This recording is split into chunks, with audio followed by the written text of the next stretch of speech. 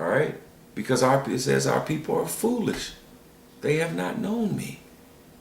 They are Sodis children, which means stupid. Just stupid, man. You're stupid, man. And that's our people.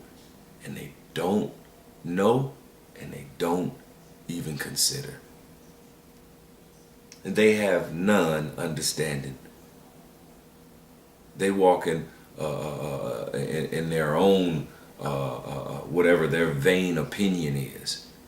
Whatever they think. They walk on in darkness. They have none understanding. All right? But guess what? They still have a zeal. But like the scripture in Romans 10, it says they have a zeal, but not according to knowledge.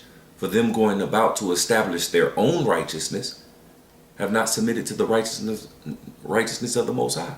And here it is, they're taking whatever the so-called white man,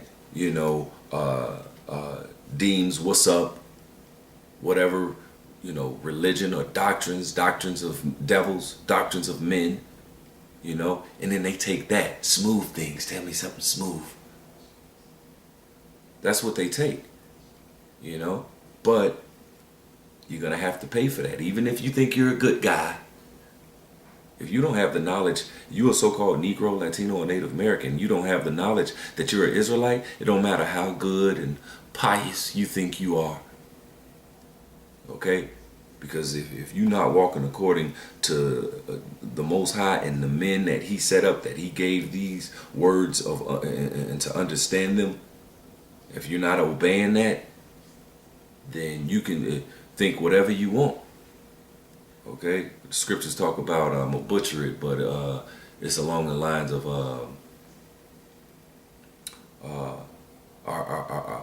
people thinking they doing good, but the end of there is the ways of death. Okay, like I said, I totally butchered it, but you get it.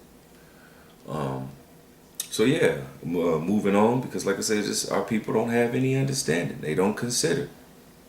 All right.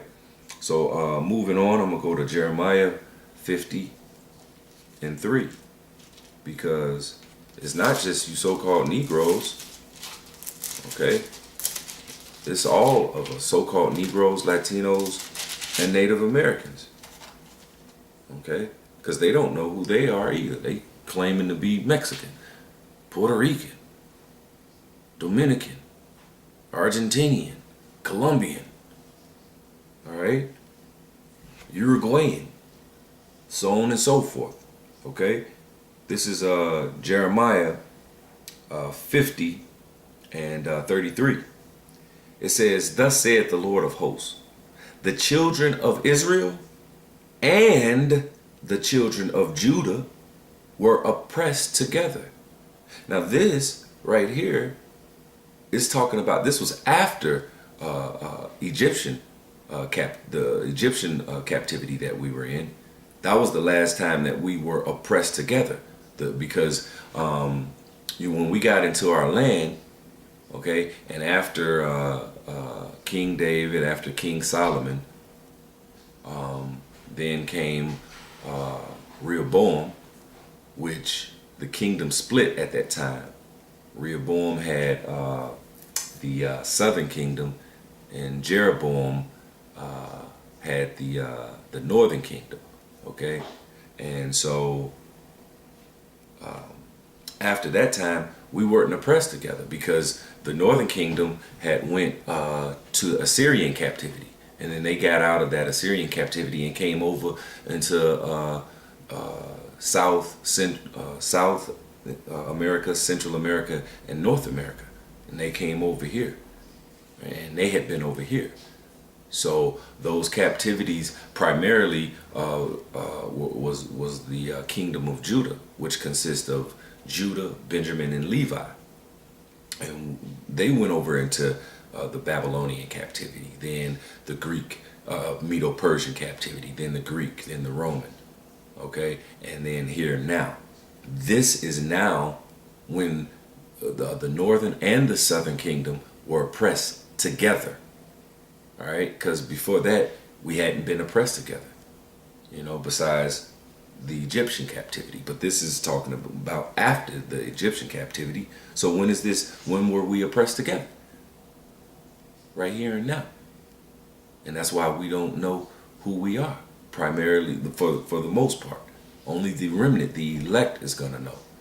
Okay? And then you, like I said in the beginning, you're still going to have some who know that they're the Israelites. They just have the skin on them, according to Ezekiel. But they don't have the breath in them. All right? You need the skin and the breath if you're a part of that elect. But going back to Jeremiah 50 and 33, it says, "Thus saith the Lord of hosts, the children of Israel," talking about the northern kingdom, "and the children of Judah," talking about the southern kingdom, "were oppressed together. All that took them captives held them fast. They refused to let them go." Okay? Because we're not back in our land, Israel, and basically it's our land where we implement the rules, the laws, statutes, and commandments. That's not us. Okay? And so we were oppressed together right here. And so we lost our heritage and who we are, because the robber that we were given over into his hand has oppressed that. All right? They have taken who we are and named us bywords, so on and so forth. Okay? So that's why it's high time to awake out of sleep, that we're not who they say we are. We are the Hebrew Israelites. Okay? And there is no such thing as black Hebrew Israelites. It's just the Israelites, the Hebrew Israelites. That's who we are. And then even you have some confusion of face. Those who look like heathens, those who look like other nations, no matter what other nation they may look like. If your bloodline goes back to Abraham, Isaac, and Jacob, you are Israelite. Only way that you can have faith in the truth is being an Israelite. There are no orange Israelites. There are no red Israelites. No yellow Israelites. No brown Israelites. No black Israelites. No gray Israelites. They're just the Israelites. The Hebrew Israelites. Period, point blank. If your line goes back to Abraham, Isaac, and Jacob, you're an Israelite. No matter what you look like. All right? And through the Spirit, you are going to know if you are. Because none of us have papers right now. Okay? So, but this is what happened. And we messed up. And so now we have to deal with us messing up. But we had to go through this anyway. It says, "Through much suffering shall ye enter into the kingdom of heaven."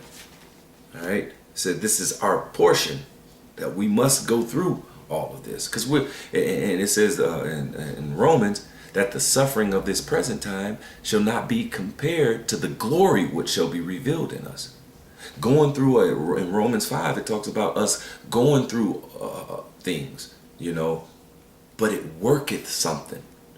It worketh something that we go through this, because we are going to be kings and priests and rulers of all existence. Okay, so we had to go through this for our learning. Like Romans 15 and 4, it says, whatsoever things were written aforetime were written for our learning. Whatever was written was done.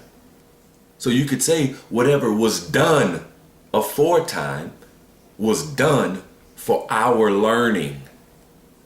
Okay? Because the world was made for our sake. The Israelites' sake. Because we're going to be rulers. So we had to go through all of this. We had to go through every bit of this. Okay? So, Jeremiah 5 and 19. It says, "And it shall come to pass, when ye shall say, Wherefore doeth the Lord our God all these things unto us? Then shalt thou answer them, like as ye have forsaken me, and serve strange gods in your land, so shall ye serve strangers in a land that is not yours. So we're serving strangers right now in a land that is not ours. Okay? Because the world has been given over into the wicked, the hands of the wicked. Okay? What do the wicked do? He covered the faces of the judges thereof. That's letting you know also that, hey, if something is covered, it's hidden. You don't know. And that's what he's done. He's hidden even who we are as a people. And that's why we call ourselves a color now. Call ourselves after two Edomites, meaning Scipios Africanus, a so-called white Roman general. All right, that the land was basically named after him. Okay, and then this land, Americo Vespucci, okay, was named after him. And this is what we calling ourselves. No, that's not who we are. But once again, this was the prophecy, and now our people are like, all right, well, if we the chosen people and we supposed to be these special people, why we ain't got nothing? Why we did this? Why we the lowest of the low? All scriptural, all prophecy. But it happened because we disobeyed. It had to happen. Okay?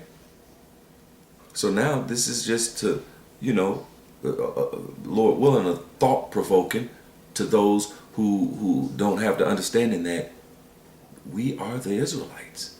And it means something. It matters. Okay? So to carry on, I'm going to go and hit Jeremiah. And got a couple left. I'll wrap it up. This is Jeremiah 16. And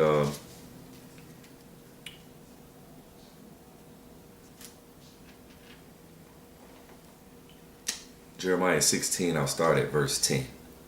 It says, and it shall come to pass when thou shalt show this people all these words, and they shall say unto thee, wherefore hath the Lord pronounced all this great evil against us? Or what is our iniquity? Or what is our sin that we have committed against the Lord our power? Then shalt thou say unto them, because your fathers have forsaken me, saith the Lord, and have walked after other gods, and have served them, and have worshipped them, and have forsaken me, and have not kept my law, and ye have done worse than your fathers. For behold, ye walk every one after the imagination of his evil heart, that they may not hearken unto me. And that's what our people is about. Their own vain opinion and what they think, what they believe, what sounds good to them, what don't sound good to them. Because we all were basically westernized in our mentality. Okay? And being westernized is contrary to the scriptures. Okay? Because this so-called white man is clean contrary to our doings. And we're clean contrary, or should be clean contrary to his doing. Because he's the wicked. He's the devil that the Bible speaks of. Okay? So we shouldn't be doing anything that he say was up. Okay? So if we're clean and they're clean contrary to us, and we're clean contrary to them, but we were programmed by them to have the beliefs and the so-called morals and standards that we have, when we actually hear the truth, then it's the opposite of what we were programmed to believe and taught to know or think is what's up.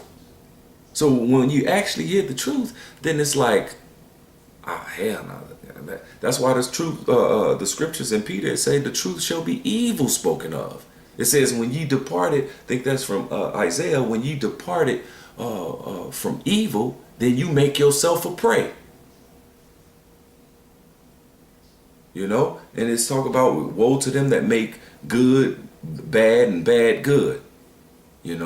Roughly paraphrasing. Okay? So back in Jeremiah 16:13, it says, "Therefore I will cast you out of this land into a land that ye know not, neither ye or your fathers, and there ye shall serve other gods day and night, where I will not show you favor." And this is what's happening right now, right here and right now. We serving other gods. Even if you have the Bible and it's a false doctrine, if it's misinterpreted, then that's another God, which is no God. Okay? Then you're in this thing for nothing, for naught. It don't mean nothing.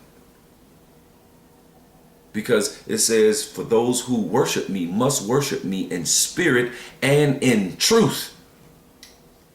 It has to be the truth. Okay?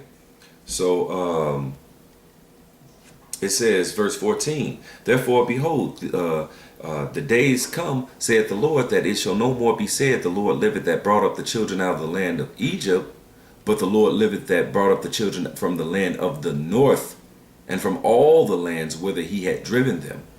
And I will bring them again into their land that I gave unto their fathers." And that's what we're waiting on. All right? This is the land of the north. They call it North America. Here was a prophecy of that right here. All right? It says, because primarily you so-called Negroes, Latinos, and Native Americans are in North America. But then we are scattered all over the world. That's why the scripture after that, it says, "and from the lands whither he had driven them," because we were scattered all across the globe. Okay? But that's what we're waiting on, is that deliverance from the land of the north. Okay? So last scripture I'm going to hit, Ezekiel 36. Ezekiel 36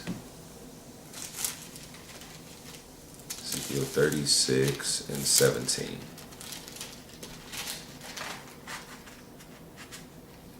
Okay? Ezekiel 36 and 17. It says, "Son of man, when the house of Israel dwelt in their own land, they defiled it by their own way and by their own doings," doing what they wanted to do, which some of our people are still doing that today. All right? Whatever their flesh want to do. That's why, give us smooth words, prophesy deceits, tell us what we want to hear, because we want to do what we want to do. We don't want to obey the Father.